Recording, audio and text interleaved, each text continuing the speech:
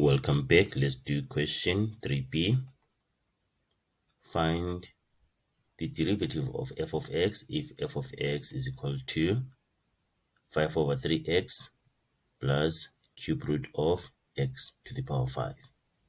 Right, remember that for us to be able to derive using rules, our terms must be in the form a times x to the power n.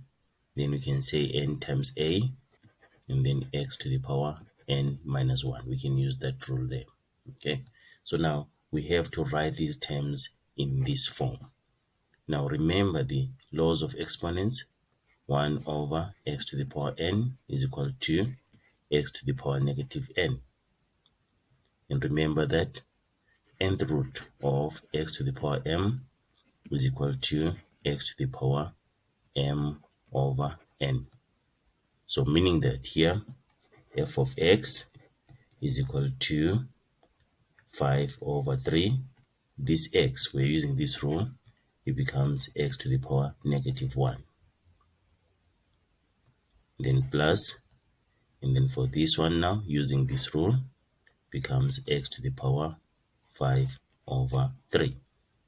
Okay, we haven't derived here, we just changed the format of these terms.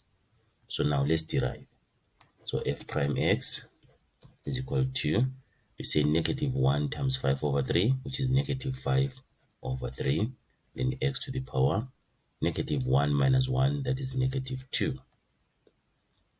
Then plus, it's like the invisible one here. So it's 5 over 3 times 1, which is 5 over 3. Then x to the power 5 over 3 minus 1. 5 over 3 minus 1, you'll get 2 over 3. So it's 2 over 3. Okay, we have derived here. But most of the times we write our answer with positive exponents. So f prime x is equal to negative 5 over 3 and then x squared, because this is x to the power negative 2. Remember that x to the power negative n is just the same as 1 over x to the power n.